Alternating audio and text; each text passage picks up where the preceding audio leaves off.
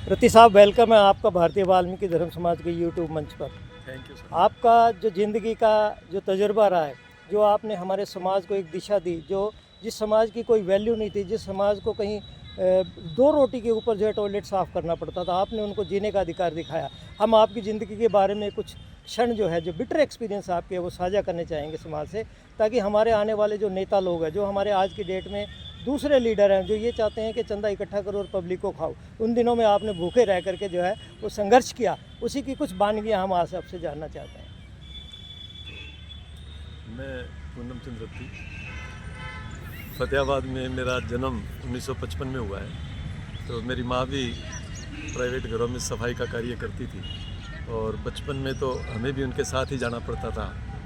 पानी पुनी निकालने का काम हम भी करते थे और घरों में से रोटियां लाने का भी काम मेरे जिम्मे था। और वो जब रोटियां लेके आते थे, वही परिस्थितियां रही स्कूल में जाने से भी लेकर। स्कूल में नंगे पाँव ही जाना पड़ता था और पानी रास्ते में जहाँ इकट्ठा होता था उसमें पैर गिल्ले करके गर्मी के अंदर तब आना पड़ता था। और जैसे तैसे करके 10वीं पास मैं कर गया 1972 के अंदर। 1972 में अभावग्रस्त जीवन था। पिताजी 73 में माताजी का निधन हो गया, 74 में मेरे पिताजी का निधन हो गया।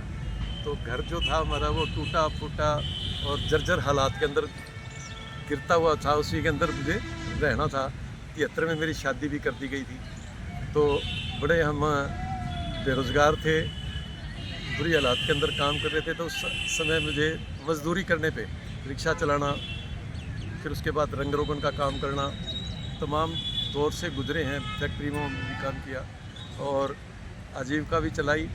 1976 के अंदर मैं नगर पालिका के अंदर फायरमैन के तौर पे भर्ती हुआ।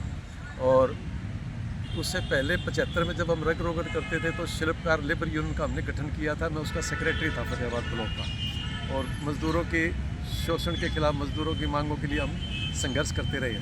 76 में जैसे ही नौकरी के अंदर आए तो वहाँ आने के बाद देखा कि यहाँ हमारे जो समाज के लोग नगर पालिका में कार्यरत हैं, बुज़ुर्ग हैं, अनपढ़ हैं, उनके ऊपर कोई कानून लागू नहीं है किसी तरीके के, ना ही उनको अपनी मांगों के बारे में समझ है। तो उनका एक सफाई कर्मचारी बाइलाज, स्वीपर बाइलाज 1973 जो बना हुआ था, हमने उसको अध्ययन किया और फिर अपने उन बुज़ुर्गों को हमने बताया कि भी तुम्हारी इसके अंदर ये सुविधाएं हैं, ये मांग है, मिल सकती हैं। तो जैसे ही हम बताते थे तो उनको भरोसा नहीं होता था, क्योंकि इतना दबा कुचला समाज था अपना कि भी कोई उसके अंदर से हम रोशनी दिखाने की कोशिश कर रहे थे, उनको समझ नहीं आ रही थी। लेकिन फिर भी हम लगे रहे। लगे रहने से एक तो ये हुआ कि वहाँ कुछ लोग हमारी बात को समझने लगे और फिर कुछ लोग समझे तो हमने कहा भी अपने को धरना वगैरह लगाना चाहिए अपनी मांग के लिए।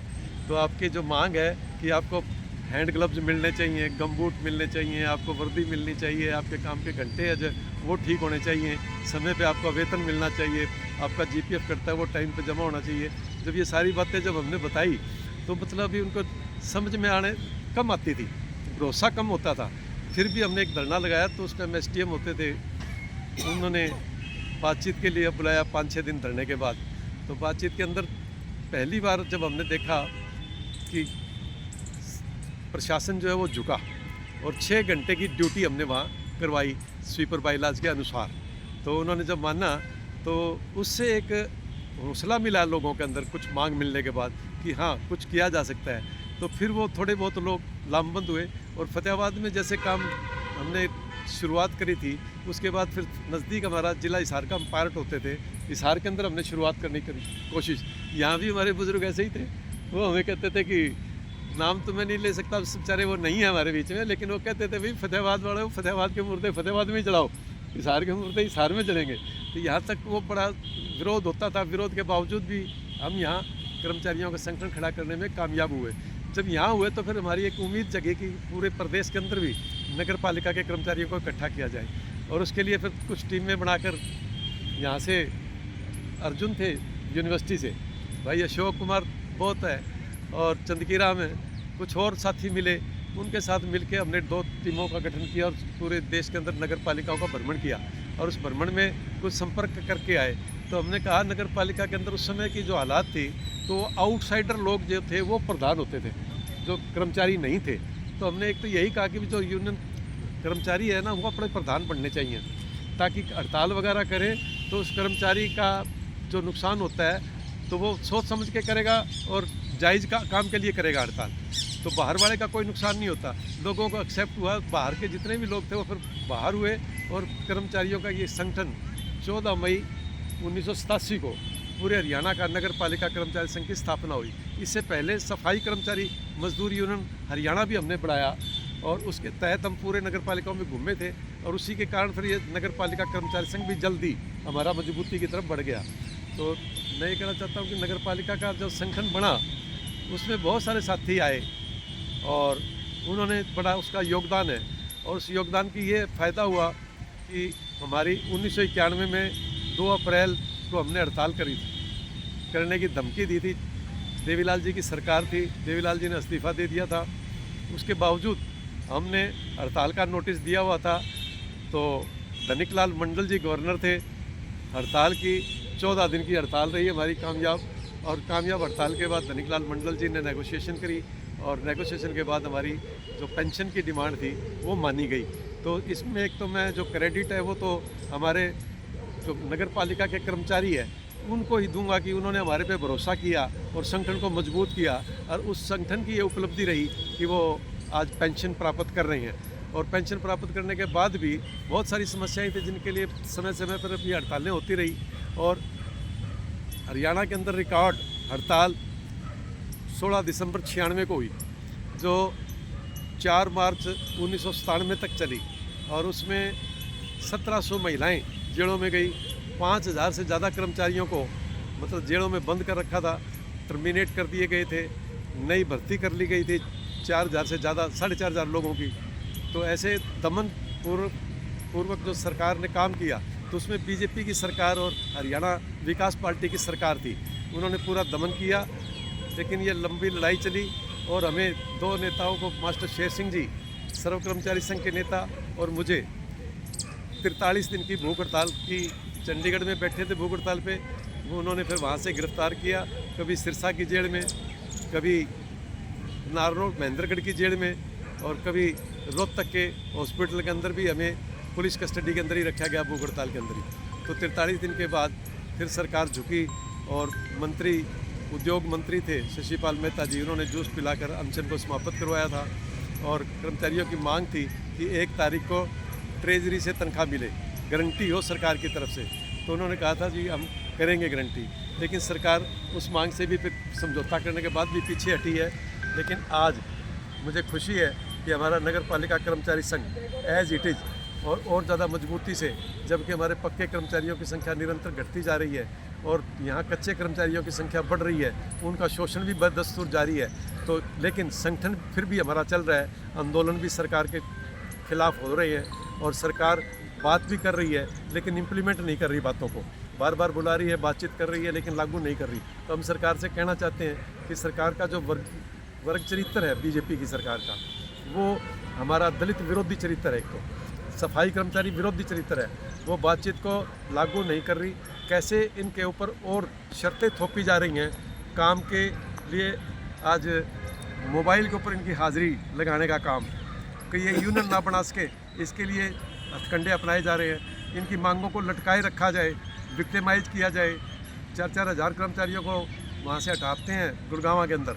तो मतलब इस तरीके का ठेकेदारी प्रथा और तमाम तरीके के शोषण पर लागू हैं। तो मैं समझता हूँ कि अब और ज़्यादा समय की ज़रूरत है कि हमें और ज़्यादा संगठित होने की आज आवश्यकता है। एक चीज़ देखने में आ रही है कि आप जिस समय नेतागिरी करते थे, जिस समय आप लीड कर रहे थे, उस समय मुझे जहाँ तक ख्याल है कि आप चने और पानी पर भी गुजारा करते थे, खाना भी आप मेरे ख्याल 2-2 टाइम का नहीं खाते थे।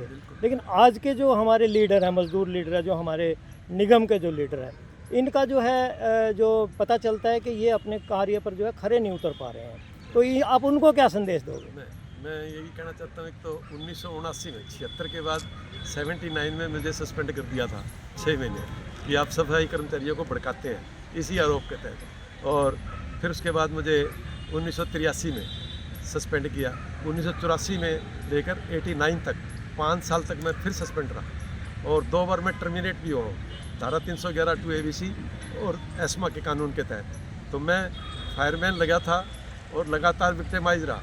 तो समस्या तो थी, मेरे 4 बच्चे थे और जब पूरे हरियाणा के अंदर भी हमें मोबिलाइज करना पड़ता था तो जो काम करते थे वहाँ से आधी तनख्वाह मिलती थी, आधी तनख्वाह भी नगर पालिका रोक देती थी। जब शुरू के अंदर जब मैं सस्पेंड हुआ था तो वो जो सब्सिस्टेंस अलाउंस मिलता है वो भी रोक दिया गया, और 6 महीने तक कोरस्पोंडेंस करने के बाद फिर उन्होंने चंडीगढ़ से मार्गदर्शन मांगा, जिसमें उन्होंने दिया कि जो कर्मचारी कह रहा है वो ठीक है, दे दिया जाए इसको सब्सिस्टेंस अलाउंस। तो वो फिर लागू हुआ। तो मतलब हमने कमेटी को भी कानून सिखाने पड़े। तो मैं ये कहना चाहता था कि मेरी आर्थिक स्थिति थी वो बहुत दयनीय रही। बहुत बार घर में आटा भी नहीं होता था। मेरी पत्नी जो थी, मैं घर से बाहर यूनियन बनाने के लिए जाते थे तो मुझे याद है कि एक बार मेरी चाची के पास वो आटा मांगने के लिए गई तो वो कहती थी भाई तो पहले एक बार थाने में काम करा दिया फिर मैं आटा दूँगी। तो मतलब ऐसी ऐसी दिक्कतें भी आती हैं, लेकिन हमने पीछे मुड़ के नहीं देखा। ये समाज ही पूरा मेरा परिवार था, तो वो मेरा एक परिवार था, वो दिक्कत में रहा। और वो इस सरकारों ने तो जितनी भी सरकारें आई हरियाणा में मेरे बच्चे को रोज़गार नहीं देने पाए। 4 बच्चे थे क्वालिफाइड बच्चे जिन्होंने MA करके D.Ed JBT की डिग्री ले रखी थी 1990 के अंदर, और दूसरी बिटिया ने B.Ed कर रखे MA B.Ed और D.Ed की भी उसके बाद डिग्री। हरियाणा के अंदर जो भर्ती हुई थी जिसमें चौटाला जी जेल भी काट के आए, उस समय उनका नाम था वो काटा गया, ड्यूटी पे नहीं लिए गए। उनकी शादियां करने के बाद वो अपने पर जाके ससुराल में नौकरियों पे लगी। मेरा बेटा था 800 मीटर 1500 मीटर दौड़ का खिलाड़ी था, कॉलेज में पढ़ते थे, ग्रेजुएट था, और मैगजीन के अंदर फ़ोटो छापते हैं। जब भी कंपटीशन होता था 100 मीटर का फासला रख के वो रेस में आगे आते थे। उनको भी सिपाही भर्ती नहीं किया, लेकिन वो दिल्ली में जाके सिपाही भर्ती हुए। तो मैं ये कहना चाहता हूँ बेटा मेरा LLM करके नेट क्वालिफाइड था, उनको भी बहुत दिन तक तो मतलब एडॉक के ऊपर कैजुअल जो कंट्रैक्ट बेस के ऊपर लगाए रखे। अब जाके कहीं 17 में जब एग्ज़ाम हुआ तो उसमें वो टॉप कराया, SC कैटेगरी के अंदर टॉप में रहे, तब जाकर उनको ड्यूटी पे मिल लिया गया है। मैं मेरे समाज के अगर बंधुओं से जो समाज का कल्याण करना चाहते हैं उनसे यही अपील करूंगा कि समाज के सामने एक तो आदर्श प्रस्तुत करें, ईमानदारी का, संघर्ष का, और हर कसौटी के ऊपर खरा उतरने का। तो उस पर भरोसा भी होगा तो वो फिर हमारा समाज को हम बदल पाएंगे। आज समाज को ज़रूरत है शैक्षणिक तौर के ऊपर भी हमारे समाज की बढ़ोतरी हो, आर्थिक आधार के ऊपर हमारा समाज मजबूत हो, और पॉलिटिकल तौर के ऊपर भी हमारा समाज मजबूत हो। जी की एकता। आज भारतीय वाल्मीकि धर्म समाज ने आपको वाल्मीकि रत्न की उपाधि दी है। आपको क्या लगता है, क्या समाज आपकी सेवाओं का मूल्यांकन कर सकता है? मैं एक तो जो मुझे आज सम्मान दिया है मैं इसका तहे दिल से शुक्रिया अदा करता हूँ। और ये सम्मान जो है ना, सम्मान के लिए हम कभी नहीं चले थे, लेकिन आज जो सम्मान दिया उसके लिए दिल से गहराइयों से आभार प्रकट करता हूँ। और ये अपील करता हूँ कि हमें सारी संस्थाओं को मिलकर अपने समाज की एकता को मजबूत करने के लिए आपसी मतभेद बुलाकर, तुरंत मीटिंगें बुलाकर हमें जन जागृति लानी पड़ेगी समाज का। तो शैक्षणिक स्तर कैसे बढ़ाया जाए, अंधविश्वास कैसे कम किया जाए, इनको एकजुट करने पे, और 4 कैटेगरी के तौर पे, आर्थिक आधार पे भी, पॉलिटिकल आधार पे भी, सामाजिक आधार पे भी, शैक्षणिक आधार पे भी। रत्ती साहब, आपके जज्बे को सैल्यूट करते हैं। आपने जो आज तक कौम के लिए किया कार्य उसको हम नमन करते हैं। और भारतीय वाल्मीकि धर्म समाज एक व्यक्तिगत रूप से इस बात को मानता है कि रत्ती साहब जो है वाल्मीकि रत्न है, इस समाज के, कौम के जो है एसेट्स है, आइकॉन है इस समाज के। तो इस विषय पे एक बात हम आपसे ये कहना चाह रहे हैं कि जो आपका जीवन रहा, जो आपने जो स्टडी की, आपकी स्टडी क्या थी और आज